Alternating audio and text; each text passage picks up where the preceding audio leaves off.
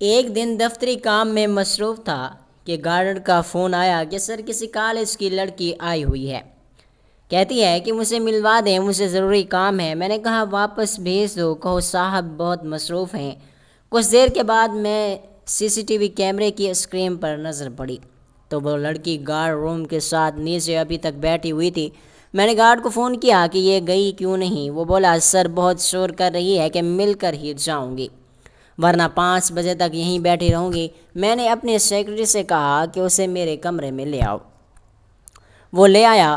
کمرے میں داخل ہونے کے بعد بچی نے اجازت طلب کی تو میں احتراماً کھڑا ہو گیا اور اسے بیٹھنے کو کہا۔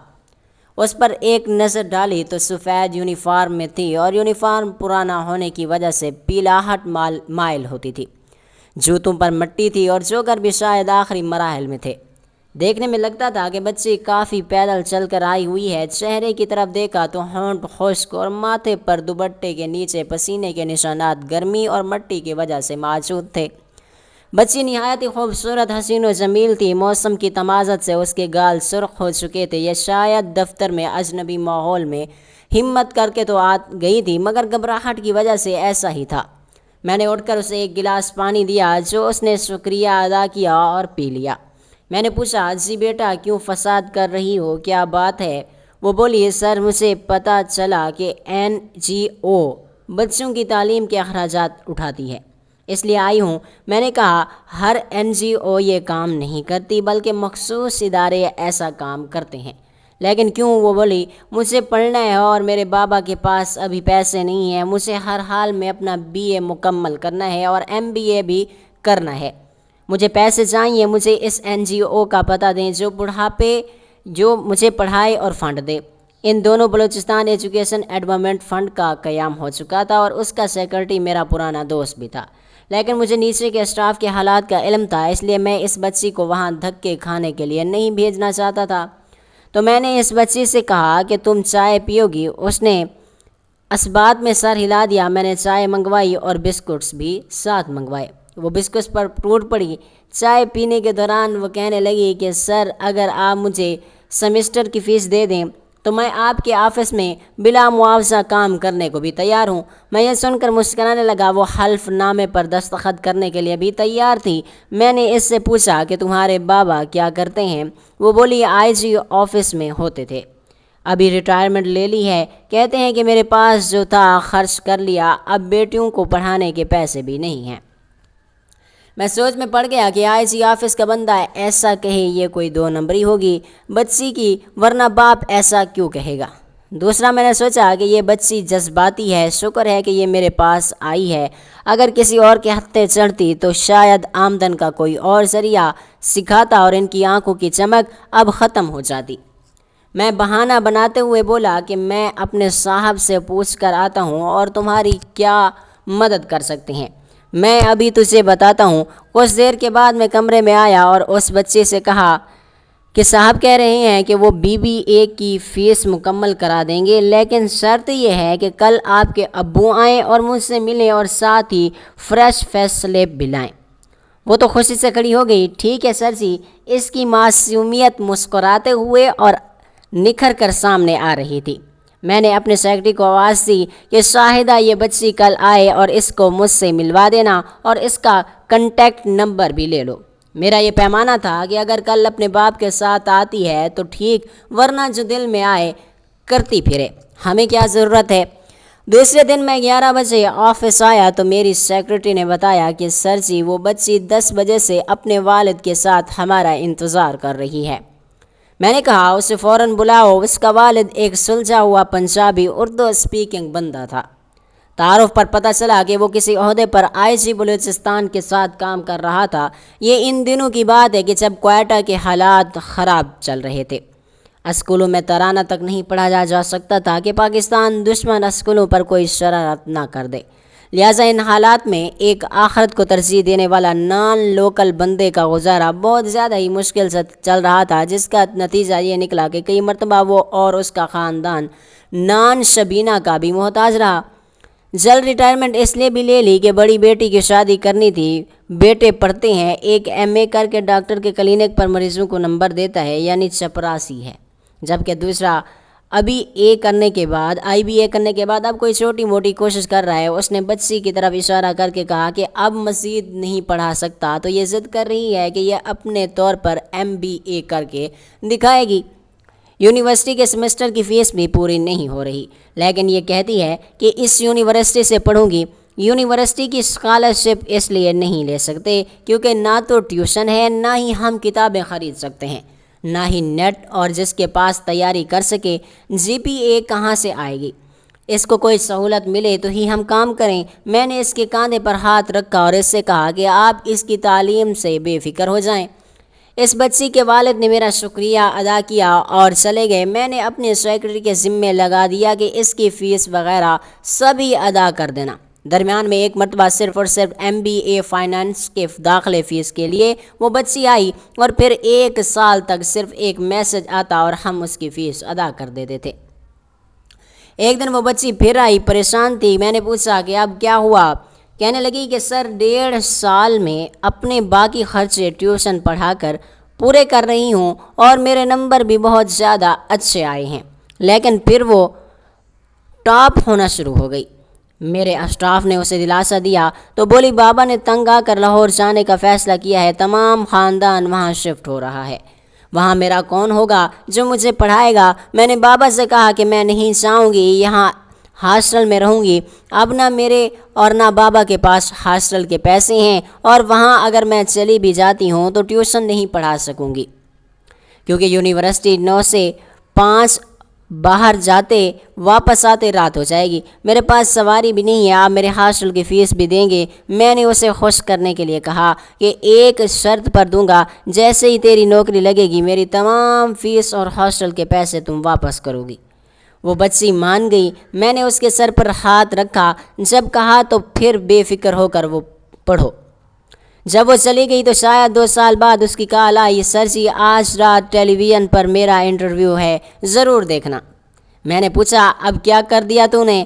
وہ ہنسی اور کہا کہ مجھے گولڈ میڈل ملا ہے، مجھے خوشی ہوئی۔ میں نے مبارکباد بھی پیش کی۔ اس کے بعد بولی سر اب چلی جاؤں گی لاہور، تمام عمر آپ کی مشکور رہوں گی۔ میرا بھی دل بھر آیا۔ میں نے کہا کہ بیٹیاں تو جانے کے لیے انسان پالتا ہے، بس جہاں بھی رہو خوش رہو، آباد رہو۔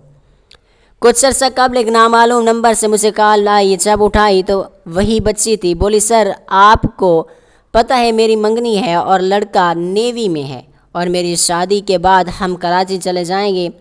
مجھے بہت زیادہ خوشی ہوئی، دعا دی اور فون بند کر دیا۔ یہ بچی کشمیری پنجابی فیملی سے تھی، لیکن قدرت کے کھیل دیکھو کہ بچی نے اپنا جہیز خود محنت کر کے پرائیویٹ ملازمت کر کے بنایا تھا اور ایک اچھے سلجھے ہوئے محبت کرنے والے شاندار مستقبل رکھنے والے بندے نے اسے اپنی دلہن بنایا تھا۔ دونوں ہنسی خوشی زندگی گزار رہے تھے کہ ابھی چند ماہ ہی گزرے تھے کہ کراچی کے اسٹریٹ کرمنلز نے موبائل وغیرہ چھینتے ہوئے مزاحمت پر نوجوان کو گولی مار دی۔ یہ بچی اب بیوہ ہو چکی تھی، شاید اس کی عمر 28 یا 24-25 سال ہوگی۔ مجھے شدید صدمہ پہنچا۔ خیر زندگی کے معاملات میں الجھتا گیا اور اسی دوران 15 سال کا عرصہ گزر گیا۔ فروری کی 21 تاریخ کو دوپہر کا کھانا کھا کر لیٹنے لگا تو فون بند ہوا اور میسج آیا، السلام علیکم، میرا نام بطول ہے، کیا آپ مجھے پہچانتے ہیں؟ میں چونک پڑا کیونکہ شاید ان 15 سالوں میں جب بچی نے مجھے یاد کیا ہوگا، مجھے یہ یاد آتی رہی کہ ایک انجانی خوشی میں میں نے اس سے پوچھا بطول تم MBA کر رہی تھی؟ اس نے کہا کہ جی ہاں میں وہی بطول ہوں۔ آپ کو پتہ ہے مجھے آپ بہت دنوں سے یاد آ رہی ہیں۔ میں نے آپ کے دفتر فون کیا، انہوں نے بتایا کہ آپ کو نوکری چھوڑے ہوئے کافی عرصہ گزر چکا ہے۔ پھر میں نے ان سے آپ کا کنٹیکٹ مانگا تو انہوں نے ڈھونڈ کر دیا۔ سر آپ سے بات کر کے بہت اچھا لگا، یہ سب وہ ایک سانس میں بول گئی۔ میں نے پوچھا کہ اب تم کیا کر رہی ہو؟ بولی سر اس وقت انگلینڈ میں دنیا کی 5ویں بڑی IT کمپنی میں ایک اعلیٰ عہدے کے اوپر کام کر رہی ہوں۔ میری شادی بھی ہو چکی ہے اور 11 سال کی میری بیٹی بھی ہے۔ سر آپ کو پتہ ہے کہ جب میں نے پوچھا تھا کہ آپ کو پیسے کیسے واپس کروں گی تو آپ نے مجھے ایک بات کہی تھی، وہ یہ بات کرتے ہوئے میں پرجوش ہو جاتی تھی، بالکل جیسے پہلے دن مل کر MBA کرنے کے لیے پرجوش تھی۔ میں شاید بھول چکا تھا۔ اس نے کہا کہ میں نے کہا تھا۔ بولی سر آپ نے کہا تھا کہ جب پیسے واپس آ جائیں تو کسی اور بچے کو MBA کرا دینا۔ میں یہ سن کر سوچ میں پڑ گیا کہ مجھ جیسا عیاش انسان ایسی بات کیسے کر سکتا ہے۔ خیر یہ سوچ کر خاموش رہا کہ اس وقت جذبات میں کہہ دیا ہوگا۔ وہ بولی سر آپ کو پتہ ہے کہ میں نے ایک نہیں 5 نوجوانوں کو اعلیٰ تعلیم دلوائی ہے، اور ایک نوجوان تو ایسا بھی تھا جس نے اپنی بہن کی خاطر اپنی تعلیم چھوڑی تھی۔ جب مجھے اس نوجوان کے بارے میں معلوم ہوا تو مجھے حیرت ہوئی، کیونکہ وہ ایک گولڈ میڈلسٹ تھا جس نے ہر کلاس میں نمایاں پوزیشن حاصل کی تھی۔ میں نے اس کے کلاس فیلوز سے اس کی تعلیم چھوڑنے کی وجہ پوچھی تو انہوں نے کہا کہ اس کی بہن کی شادی تھی، لیکن اس کے باپ کے پاس پیسے نہیں تھے، وہ اخراجات نہیں اٹھا سکتا تھا، وہ اپنی بیٹی کی شادی کے ارینجمنٹ کیسے کریں، نہ ہی جہیز خریدنے کے پیسے تھے۔ میں نے اس نوجوان کا پتہ پوچھا اور خود اس کے پاس گئی، اور میں نے اس نوجوان سے کہا کہ تم اپنی تعلیم جاری رکھو، تم جیسے نوجوانوں کو ہمارے ملک کی بہت زیادہ ضرورت ہے۔ وہ کہنے لگا کہ میڈم میں مجبور تھا، جب باپ کی پریشانی دیکھی تو اپنے سمسٹر کی فیس اسے دے دی اور اس کے علاوہ ہوٹل میں کام کرنے لگا۔ میں نے سوچ رکھی کچھ رقم اکٹھی کر لوں گا اور اس کے بعد دوبارہ اپنی تعلیم جاری رکھوں گا، لیکن جتنی تنخواہ مجھے اس ہوٹل سے مل رہی ہے اس طرح تو مجھے کئی سال لگ جائیں گے کہ رقم اکٹھی کرنے میں۔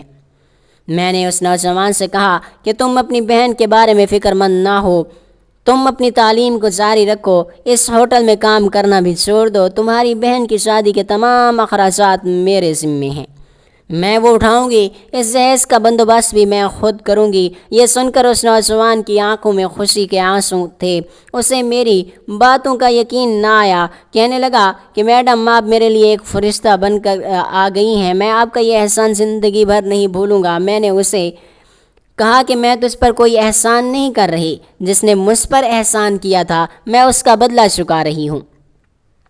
کسی فرشتہ صفت انسان نے آج سے کئی سال پہلے مجھ پر بھی ایسا ہی ایک احسان کیا تھا اور میرا خواب پورا کیا تھا۔ سر کچھ دنوں بعد اس نوجوان کا والد بھی میرے آفس میں آیا۔ اس بزرگ نے میرا شکریہ ادا کیا اور کہنے لگا کہ اللہ تعالیٰ نے مجھے 2 بیٹیاں عطا کی ہیں، ایک بیٹی جس کی میں شادی کرنے جا رہا ہوں اور دوسری بیٹی جس نے اپنی چھوٹی بہن کی شادی میں مدد کی۔ وہ میری آنکھوں کے سامنے بیٹھی ہوئی ہے۔ اس بزرگ کی آنکھوں میں میرے لیے پیار اور محبت دیکھ کر مجھے اپنے والد کی یاد آ گئی، اور میں اس نتیجے پر پہنچی کہ دنیا میں بہترین کام لوگوں کی مشکلات کم کرنا اور ان کے کام آنا۔ سر میں نے ان 5 نوجوانوں کی تعلیم کا ذمہ اٹھایا اور انہیں IT سیکٹر میں آگے پڑھنے میں بھی مدد کی، اور سر میں ہمیشہ آپ کی مشکور رہوں گی۔ میں نے کہا کہ نہیں، میں یہ سن کر حیران ہوا۔ میں نے اسے دعا دی کہ اللہ تمہیں کامیاب کرے، اگر تم اجازت دو تو تمہاری کہانی لکھ لوں۔ وہ تھوڑا سا خاموش ہو گئی اور بولی مجھے 1 ماہ قبل برین ہیمریج ہوا ہے، ورنہ میں خود لکھ کر پوری زندگی کی باتیں بتاتی۔ اب مجھے علاج کے لیے جانا پڑتا ہے، لکھ اور بول زیادہ نہیں سکتی، اس لیے دعا کریں۔ میں نے کہا کہ تم ہمیشہ سے میری دعاؤں میں ہو اور تمہاری کہانی ہرگز نہ لکھتا جو تم نے غریب اور مستحق بچوں کے لیے کیا، وہ نہ بتایا ہوتا تو تم نے ایک دیے سے 5 گھر روشن کیے، یعنی 5 خاندان۔ تم واقعی ایک انمول ہیرا ہو، ایک انمول لڑکی، ایک ایسی لڑکی جس کو میں کبھی بھی فراموش نہیں کر سکتا۔ ہر وقت تم میری دعاؤں میں رہو گی، اور جب تک میں زندہ رہوں گا لوگوں کو تمہاری مہربانیوں کی کہانیاں سناتا رہوں گا۔ آپ سب پڑھنے والے دوستوں سے گزارش ہے کہ ایسی انمول بچی بلکہ میری بیٹی کے لیے دعا کریں کہ خدا را ایک صحت مند اور بابرکت زندگی عطا فرمائے، اور ہم سب کو بھی غریبوں، یتیموں، مسکینوں، مسافروں اور مستحق بچوں کی مدد کی توفیق عطا فرمائے اور جذبہ عطا فرمائے، تاکہ ایک شمع سے کئی شمعیں روشن ہوتی چلی جائیں اور ساقی کو کوثر کے حوض پر ان کی محبت میسر آ جائے۔ آمین ثم آمین یا رب العالمین۔